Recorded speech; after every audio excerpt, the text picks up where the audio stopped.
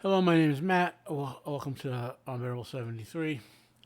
Sorry if I sound a little off tonight. I've been sick for the past few days. I came down with something.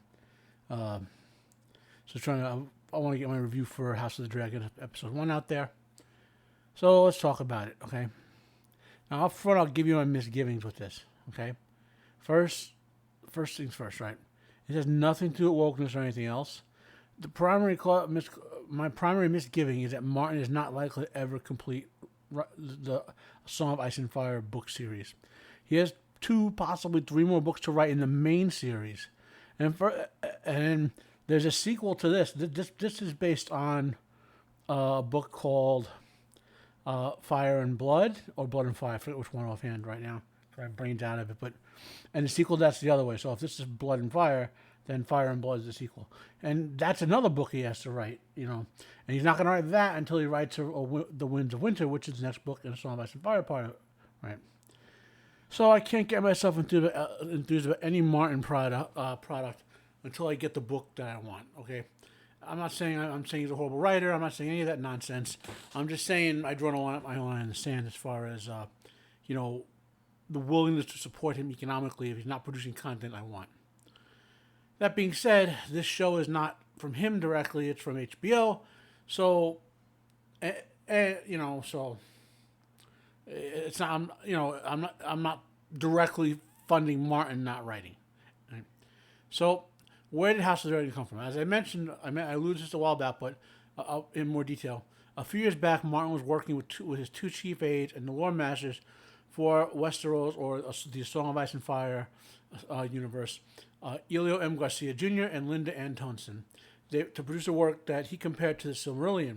They literally refer to it as the Grimmarillion, Grm because they wanted to be that much in depth with all the lore and background of the series and all that. A ways into the project, they realized that what they produced was a multi-thousand-page volume that would be unpublishable. So they decided to break it up. At first, they produced A World of Ice and Fire, and then the next target was to produce 2 books, Fire and Blood, followed by Blood and Fire, which depicted the Dance of the Dragons, and the final volumes intended to be published after the conclusion of the primary book series or after Martin's death, to reveal the entire secret backstory of the setting. It should be noted that this TV show is mostly based on the second and third third, so to speak. So if you divide Fire and Blood into thirds, this series, from what I've read, is based almost completely on the middle third and the last third of the first book, with a bit of the will be in the next book. Okay. So let's talk about the production stuff. The visuals, as presented, the visuals are consistent with what we expect from the settings. The dragons are all well designed and rendered, which I suppose is the main thing, since the dragons are the big feature of the Targs. The main thing with the visuals, which I've already mentioned, is the washed out color palette. And I guess this is part of the visuals. Daemon's supposed to be wielding Dark Sister, which is described as being a slender blade. It's basically a longsword, but it's slender. Okay, that's literally paraphrasing from a quote from Martin. Okay, so the fact that it's drawn to look like just any other heavy longsword, kind of detracts a little. Dark Sister is a feature of the setting. For these characters. When you have stuff like that, it should stand out.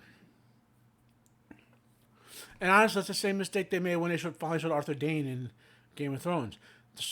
Dawn is a special sword. It's literally a magic sword. And it's supposed to look a certain way and behave a certain way. And instead, they just made it nothing special. Anyway, direction, so far so good in this episode. We understand our story is told, cut-arounds are well done. And although there's one criticism direction, and which I'll talk about in the writing too. Again, some issues with the writing. I don't know if it's because they made significant changes to Daemon's character, or they might establish those traits later on. I'll talk more about that as I go. Since Martin is on the writing team, I suspect it's a bit of both. That the change that they've made change Daemon's character, and they're going to establish some of those traits we know Daemon should have later on. Likewise, I thought the certain character just did not have much story in this episode. Furthermore, on the writing, there's a big insertion of third and fourth wave feminism into this episode and the plot line. There are even articles about. I was gonna do a separate article on this, but I said, I'm filming this thing so late, I might as well wrap it all up into one video. Okay, that the writer is saying that the medieval failed birthing of Balon, was a commentary on the recent political decision in the U.S. No, okay, you know why? Because in this type of setting, specifically in this setting and in our real world, that was interesting because they didn't know how to do C-sections until they invented C-sections. Which the earliest version of thing you could call a C-section was in the 1600s, and honestly, they didn't become a regular event until like the 19 something 50s or whatever.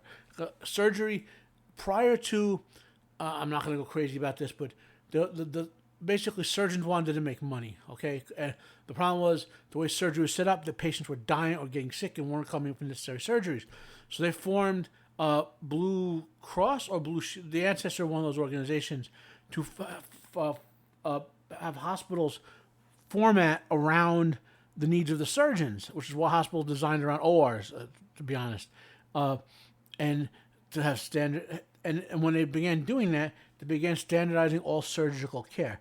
And a few decades later, C-sections became a way to deal with this problem. Okay, if I work in women's healthcare, I do statistics and we're an EMR that keeps track of the nurses and doctors chart in and view the field strip in. So I'm aware of the statistics for this. I've been to in-services. This has not anything to do with anything that happened politically in the U.S. Okay, I'll comment on that more later. Not on the politics of it, just on the story part. Okay, acting. My favorite performer in this was Matt Smith as Daemon Targaryen. I would have preferred someone with more of a physical presence, but Smith is an excellent actor, and they're propping him up in other regards. In my head, Daemon is kind of like Riddick from the Pitch Black series, but without Riddick's weird sense of morality. Paddy Considine as Viserys did a good job, though I got to point out for both Daemon and Viserys that they've been aged up significantly here. In the lore, both are under to around 30 years old when the events in this episode occurred, and the end of the episode events with the death of Balon. Emma Darcy was not given very much to work with in this episode. She's this whole episode basically about Daemon, to put it bluntly. I was a little disappointed with Rhys Ifans as Otto Hightower. He came across as tiring without any of the bite, but Otto's supposed to have a sense of menace and antagonism about him. He was a power player who wanted to get his way. The special effects, as I mentioned, said the dragons look good. Sound audio, I wasn't impressed with the aspects of that show. It would be best described as adequate. Now let's get on to the plot, and this is going to be the long part of the review. Okay, full spoilers, guys. Full out-and-out spoilers. I'm not playing games anymore with this. I read the books, and if you haven't read, if you, I understand this is not me. This is not me convincing you to watch this episode. This is me telling you what I thought of it. Okay, so full spoilers. The story in the show opens at the end of King Jaehaerys I Targaryen, the end of his reign. He's pretty much the only great or even really good Targaryen king. Even the other ones who reigned a long time sucked. They were average at best kings. They were, they held the land together just because they had dragons that could wipe out armies with weapons of mass destruction. It obeyed only them. The rest of, most of the Targaryen kings are more famous for the disasters they did or let happen on their watch than anything else. Now, in Westerosi law, hereditary titles can only pass to female or lines derived from females if no close enough blooded male or male line exists. So, what you saw at the beginning was the Great Council of 102, where they rejected, there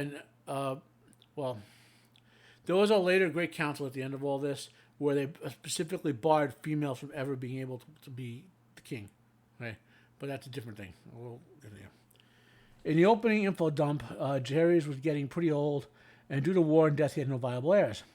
Pretty much all the choices were bad choices, i.e. least worst of is what he was looking for. So he asked for advice from his oldest surviving son, who had become a Maester. And when you become a Maester, you forswear all your earthliness, so to speak. You're a Maester and nothing else, because Maesters have to be trusted to advise anyone neutrally. Now, we know that's not the case, but I'm saying that's the way it is, the way it's supposed to be. So his son advised him to call a great council to let the lords paramount and the wardens of the realm and their vassals vote on an heir. Frankly, they could just do this in sort of character dialogue. This honestly wasn't needed, that whole like 2-minute opening or whatever. I'm not going to harp on every major difference between the book and the show, but we do get one of the first major differences up front. In the lore, the final vote was between Viserys I, who was Jaehaerys' grandson, and Laenor, who was the son of Rhaenys and Corlys of Valerian. Okay? All the other potential heirs, including Rhaena and another female, they were discounted from getting to that final vote, okay, for various reasons, including them being female or being too far away from the throne, blood-wise, or from being not reliable, or from being head cases or whatever. Only 2 people left were Laenor and Viserys as your viable candidates, okay? They changed this so it was given to Viserys versus Rhaenys, okay? The mother of Laenor. Now, just so that was a change, okay? It's important to remember that they were all greedy assholes. Rhaenys and Viserys' factions were both planning civil war, even though Viserys was technically the proper heir, okay? Now you say, why, if he had technically a proper heir in Viserys, does Jaehaerys call the council? Because they all sucked. All the potential heirs sucked, and he knew it. He knew that when he died or became incapable of becoming a king, that the realm was going to fall into shit. He knew that. So he hoped with the Great Council that they could get that the lords can see a way out of that. He couldn't. That was the whole point of that. Okay. There are no good guys in this, at least in the lore. So now we're gonna, before I get to the further on the plot, I gotta talk about some of the woke stuff. Okay. The only rumor that I've heard in terms of wokeness is that they're planning on changing Rhaenyra and Rhaenys to not be greedy crapheads like the rest of them, but to portray them via some feminist angle. That's pretty obvious with the feminine insertion with the whole breech birth scenario for baby Balon from Aemma. And this is apparent in the way they changed the events from the lore in the opening info dump where Rhaenys was the second runner-up. They didn't have to do this to make the point that women are screwed over in the Seven Kingdoms. Martin established that in the story itself. Okay? And now regarding Corlys Valerian being played by Steve Toussaint, who's a British black gentleman, the guy's a decent actor. They're not playing up as if he's being a black Valerian or anything like that. This is just a case of a good actor getting a role. This is, by the way, is how you do diversity, okay? You take a character who he looked different in the book, but his physical wasn't that important. And you just have an actor act the heck out of him, okay? So and you don't add in sort of what they're doing with Rings of Prime that they're going to come up with deliberately changing the lore. Anyway, but we got to remain vigilant to keep watch for this stuff, okay? And the reason why HBO, I think, is being sane about this is because HBO is part of Warner, and Warner wants to make money. So let's get back to the plot, okay?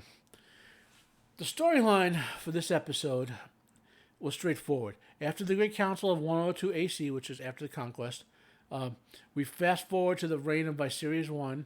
He has not yet produced a viable male heir. His oldest child, his daughter Rhaenyra, is not eligible, so his heir is his brother Daemon Targaryen.